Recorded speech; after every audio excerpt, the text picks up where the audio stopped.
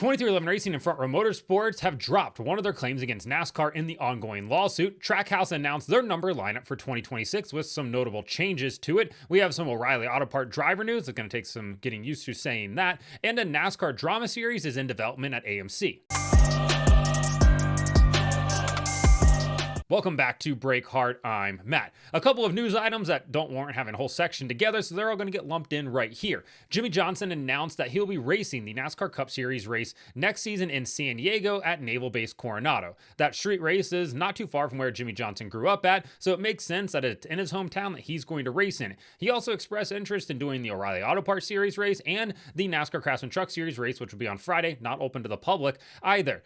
Now, he has to get deals together for those, but he could possibly run a triple header, which I'm definitely here to see. I mean, heck, if it's in your hometown, they've never raced there before, yeah, take full advantage of it and try to do as much as you can. So hopefully we get to see Jimmy Johnson do all of that. He'll be announcing his 2026 schedule in the not so distant future. I would expect maybe one or two more Cup Series races to be on that as well. Then we also have some NASCAR 25 video game news. The game sold 100,000 copies in October, which was the release month for it, which feels like a pretty strong start. I'm not a video game expert by any means. I'm not a video game sales expert by any means, but it entered into the marketplace when Battlefield 6 came out. I do know that is in fact a pretty big video game, and 100,000 copies seems like a pretty good amount, considering that the game was somewhere between $60 and $80, depending on which edition you bought. We'll go ahead and average it out there. That's around $7 million that this game has made so far, which again, doesn't feel too bad. It will release on PC a couple days from now, actually, I think, or next week.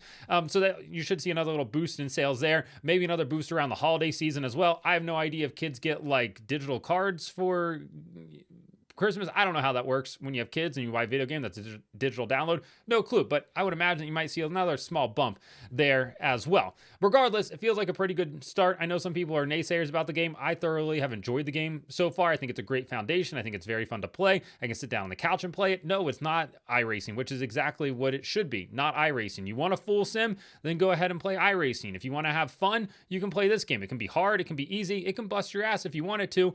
But ultimately, I've really enjoyed this game. Now, let's get into what we want to talk about today. We're going to start off with NASCAR, the NASCAR lawsuit, that is. 2311 Racing and Front Row Motorsports have dropped one of their claims against NASCAR. So they were focusing on Section 1 and Section 2 of the Sherman Act, focusing around antitrust.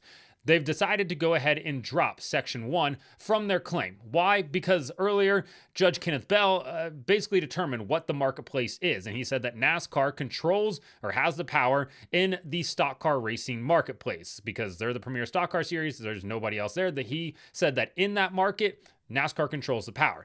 Basically, Section 1 of the Sherman Act centers around control of said market, and that's already been determined, so there's really no need to focus on that anymore. Instead, they're going to focus on Section 2 of the Sherman Act, which focuses around whether or not NASCAR abused the power in that market. Because they are the biggest player, because they control that market, did they abuse the power of that market?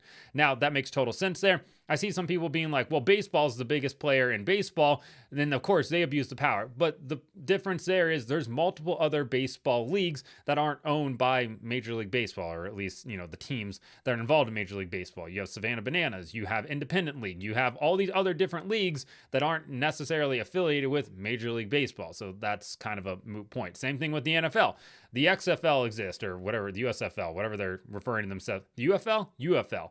Who knows at this point? Nobody watches spring football. That's exists in the marketplace. So it's not, they don't necessarily control the marketplace. Yeah, we know it's a monster, but there are no other national touring stock car series, which is what the teams are going to focus on, right? The 2018 acquisition of the ARCA series by NASCAR took away the only other national competitor. Well, ARCA wasn't really a competitor to NASCAR. It was a dying series. The point still stands that it was a competitor, and that's what the teams are going to focus on here. So we'll see how that's going to get argued. Also, Rick Hendrick and Roger Penske, they do not want to be deposed. And the teams are asking for them to be deposed. Both of those owners say that they don't want to. They're fighting back in court against being deposed because they don't want to be involved in this lawsuit on one side or the other. They have made that abundantly clear, and they made that clear once again on Friday to the courts that they don't want to pick a side in this, and that if they do have to be deposed, they only want to answer certain questions about the lawsuit. They don't want to answer anything else because they don't want to be involved in it, which is good business sense on their part there. We'll see how that plays out with the judge, but it's not a shock that neither of them want anything to do with this because they don't want to get dragged into this and they don't want to have to do anything that would involve discovery or anything like that, and they won't have to. But yeah, being uninvolved is the best course of action right now for them. On Friday, Trackhouse announced their number lineup for the 2026 season. Of course, they've got Connor Zilic joining the team next year in the Cup Series, replacing the departing Daniel Suarez, and gone is the number 99 from the Trackhouse number lineup.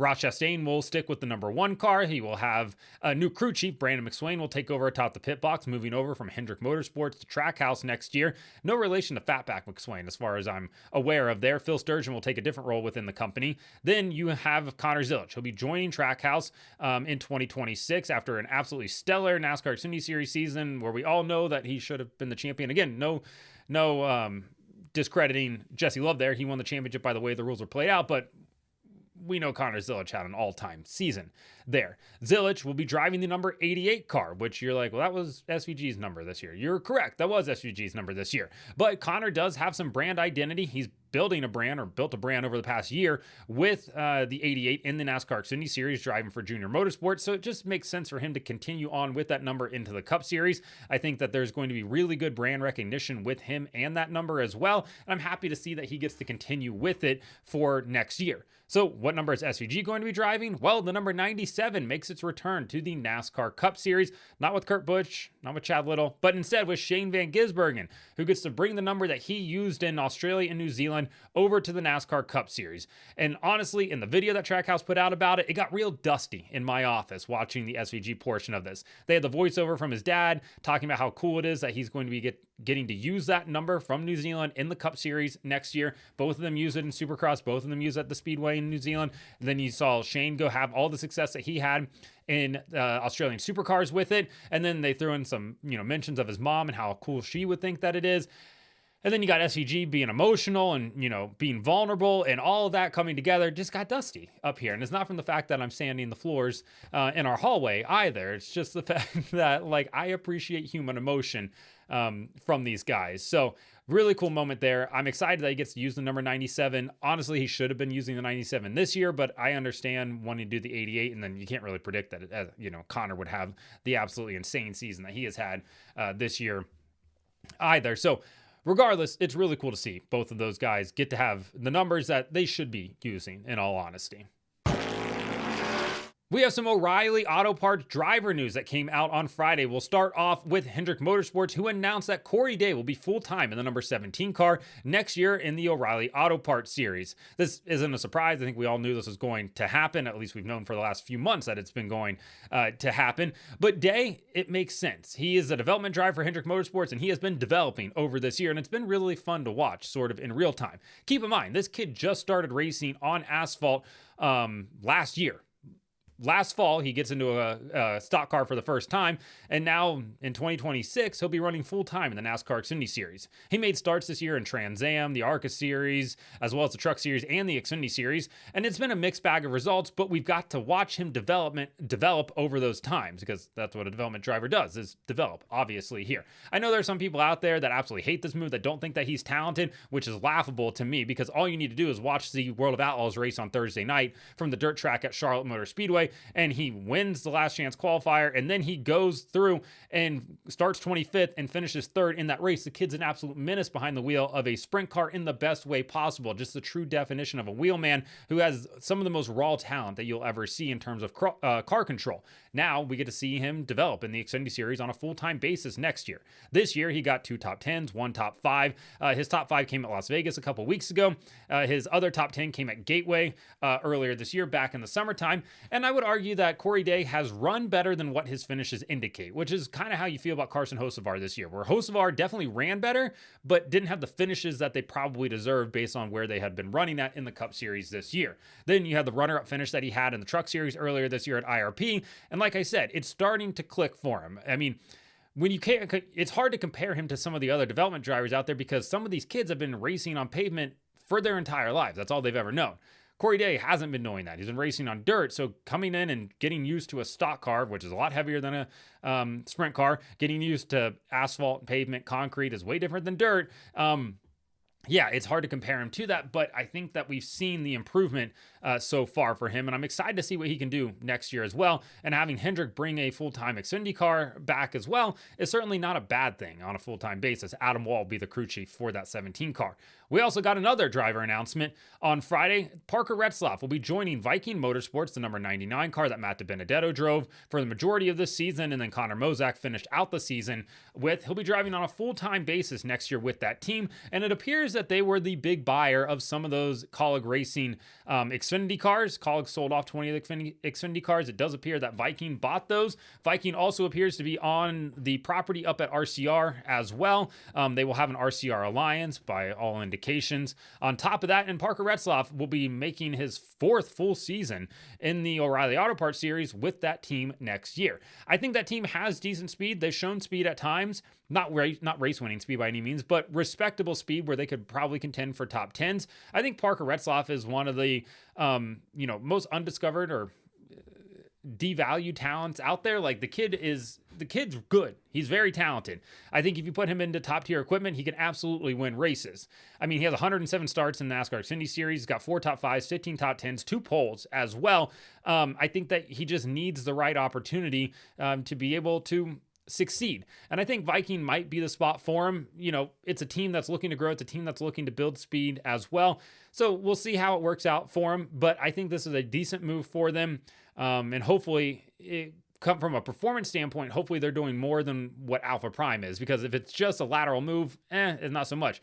Alpha Prime is doing a lot with not much over on their side of things. They've done a really good job as well, but maybe Viking is going to be that next step up for Parker Retzlaff next year. And for our last topic of the day, Deadline.com is reporting that there is a NASCAR drama series in development at AMC. Apparently, it is going to be a high-profile project as well, titled Thunder Road, which will focus on a family and the rivalries and everything in their deep-rooted dynasty in the South. Honestly, when I read over what it sounds a lot like, I don't know, Yellowstone, but in NASCAR. Now, I've never seen Yellowstone. I've only ever read the synopsis of it. Not really my cup of tea, per se. But tell me if I'm wrong here. Thunder Road follows the multi-generational saga of the Whitlock family, whose legacy in stock car racing is as deep as the family's tie to the Southern Hill Country roots that shaped them. It features family dynamics, fierce rivalries, and the untold stories behind one of NASCAR's most iconic sports. It feels a little bit like that. Think Succession, think Yellowstone meets the world of NASCAR. I don't know who these Whitlocks are. I don't know what this dynasty is, but they're no petties. That's for darn sure. It is being developed by the guy that did Young Guns, The Highwaymen, and the creator of the Netflix series Marco Polo, to which I've never watched any of the. Actually, I think I've seen The Highwaymen. If that's the one that I'm thinking of, then yeah, I think who knows? Who cares? Nobody cares what I watch. John Fusco is developing it or creating this show. So. It will be made with Fusco, who is executive producing alongside Cliff Roberts, who executive produced the Netflix series, Eric Bana series, Untamed, which I did watch that. I would say that that's an okay series. Definitely had some flaws in it as well. Alongside Mark L. Smith, who co-created Untamed and is behind The Revenant, Twisters, If You Feel It, Chase It, and the Netflix series American Primeval. Tim Clark from NASCAR and John Dahl, also from NASCAR, will executive produce the series as well. Listen, more NASCAR on TV is never a bad thing. I'm absolutely going to watch this. It has to be better than The Crew on Netflix, right? There's no way that it's worse than that. Ultimately, I would love to have had a 3rd season of NASCAR Full Speed on Netflix. We're not getting that. Instead, we're going to get this drama series, which I'll watch, but I just hope that it's done right. And the fact that NASCAR is involved with it, the fact that Tim Clark's involved with it, and John Dahl, I have faith that it's going to be good. There's no way that they're going to allow something that is bad to be put out there. I wanted to use stronger words, but I'm not going to use stronger words here. So I'm excited to see what it looks like. But regardless, let me know what you think about everything that we talked about today. The Trackhouse numbers, 2311 Racing for our Motorsports dropping one of their claims, Corey Day full-time in the Xfinity Series, Parker Retzlaff joining Viking Motorsports, the NASCAR Series at AMC. Let me know in the comments. Like and subscribe to the channel. Follow me on TikTok at BreakHard, Instagram, Twitter, and Facebook at BreakHardBlog.